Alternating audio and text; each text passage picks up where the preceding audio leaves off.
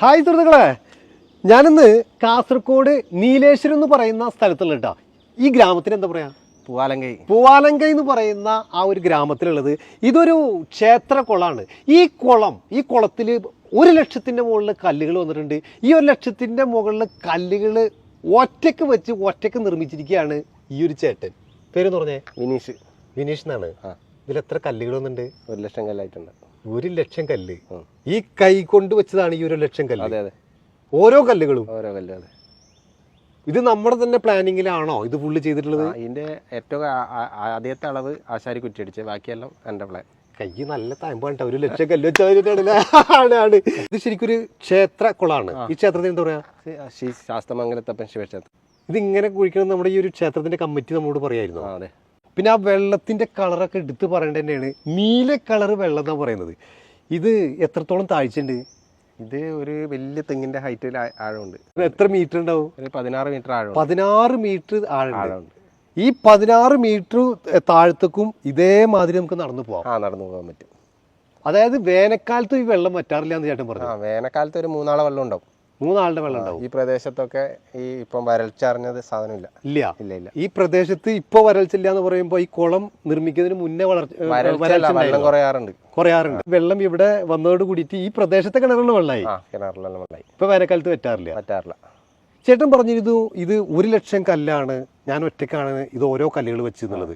എത്ര കാലം കൊണ്ടാണ് ഇത് വെച്ചത്? എത്ര വർഷം എടുത്തിട്ടുണ്ട്? 1 വർഷം എടുത്തിരുന്നു. 1 വർഷം എടുത്തിട്ടാണ് ഈ ഒരു കുളം നിർമ്മിച്ചിട്ടുള്ളത്.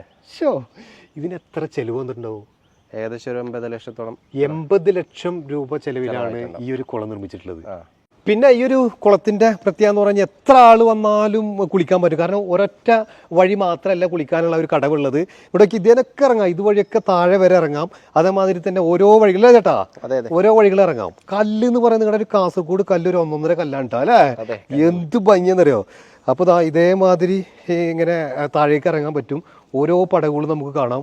കുഴിച്ചാടനെ ഒരു 3 ആളെ വെള്ളം വന്നിട്ടുണ്ടായിരുന്നു കുഴിച്ച സമയത്ത്. അതെ, ഇത് നമുക്ക് കുറച്ച് അറിയാൻ കുറച്ച് ലേറ്റ് ആയി പോയിട്ടാ. കാരണം ഇത് ഈ ചേട്ടൻ നിർമ്മിച്ചിട്ട് എത്രയായിന്ന് പറഞ്ഞത്? 1 വർഷമായി. ഇവിടെ നോക്കിയേ, ഇതേ മാതിരി നമുക്ക് ഇറങ്ങി പോവാം. ഇത് ചെങ്കല്ലിലാണ് ഈ ഒരു കുളം നിർമ്മിച്ചിട്ടുള്ളത്. ഈ കല്ലുകളൊക്കെ ശരിക്കും എവിടുന്നാണ് ചേട്ടൻ ശരിക്കും കൊണ്ടുവന്നിട്ടുള്ളത്? ഇത് കാസർഗോഡൻ കല്ലാണ്. കാസർഗോഡ് ഇവിടുന്ന് തന്നെ കട്ട് ചെയ്തിട്ടുള്ള നമ്മുടെ ഒരു കോറികളിൽ നിന്ന് കട്ട് ചെയ്തെടുത്ത കല്ലാണ് നമ്മൾ കണ്ടുകൊണ്ടിരിക്കുന്നത്. ഉമിച്ചി ഭാഗത്ത്. അതെ അല്ലേ? ഇത് നിർമ്മിക്കുന്ന സമയത്ത് 1,00,000 കല്ല് ആവശ്യം വരും എന്നൊക്കെയുള്ള ഒരു ചിന്ത ഉണ്ടായിരുന്നോ? ഇല്ല, 1,00,000 വിചാരിച്ചില്ല. പിന്നെ അങ്ങോട്ട് തുടങ്ങിയായിരുന്നു 1,00,000 കല്ലുകൾ അല്ലേ? വണ്ടികൾ ഇങ്ങനെ വന്നുകൊണ്ടിരിക്കുന്നു അല്ലേ? അതായത് നമുക്കിപ്പോൾ ഏത് വേനൽക്കാലത്തും, അതായത് എത്ര വെള്ളം വറ്റിയാലും ഇതിലേക്ക് ഇറങ്ങാൻ പറ്റുന്ന രൂപത്തിലാണ് ഓരോ പടവുകളും നിർമ്മിച്ചിട്ടുള്ളത്. അതായത് നല്ല വെള്ളം വരികയാണെങ്കിൽ ഇവിടുന്ന് ചാടാം. അത് കഴിഞ്ഞതാ ഇവിടെ പടികളായിട്ട് അടുത്തൊരു സ്റ്റെപ്പ് കൊടുത്തിരിക്കുന്നു. അത് കഴിഞ്ഞതാ താഴേക്ക് ഇറങ്ങാൻ അവിടുന്ന് മറ്റൊരു സ്റ്റെപ്പ് കൊടുത്തിരിക്കുന്നു. അതേപോലെ എത്ര സ്റ്റെപ്പുകളുണ്ട്? താഴെ വരെ ഉണ്ട്. എത്ര വെള്ളം വറ്റിയാലും താഴെ വരെ എത്താം അല്ലേ? ആ രൂപത്തിലാണ് ചെയ്തിട്ടുള്ളത്. ഇതിന്റെ ഒരു ഫിനിഷിംഗ് എന്ന് പറഞ്ഞു കഴിഞ്ഞാൽ എടുത്ത് പറയേണ്ടത് തന്നെ. കാരണം അത്രമാത്രം ഫിനിഷിങ്ങിലാണ് ഓരോ കല്ലുകളും വെച്ചിട്ടുള്ളത്. ഒരു കല്ല് പോലും പുറത്തേക്ക് ഇങ്ങനെ തള്ളി നിൽക്കുന്നില്ല അല്ലേ? അത് നമ്മൾ അത്രയും നോക്കിയിട്ട് എന്നുള്ള രൂപത്തിൽ ഒരു ദിവസം എത്ര കല്ല് വരെ നമുക്ക് അടക്കാൻ പറ്റിയിട്ടുണ്ടായിരുന്നു? അത് ഒരു 10-300 വരെ വരൂല്ലേ? 300 വരും, 500 വരും, 200 വരും. ഓരോ ദിവസം ഒരേ ഏരിയ മാതിരിയാണ് അല്ലേ? ഇത് ശരിക്കും വേനൽക്കാലത്ത് ഇത്ര തെളിവുണ്ടായിരുന്നോ? വേനൽക്കാലത്തും തെളിവുണ്ട്. അതെ അല്ലേ?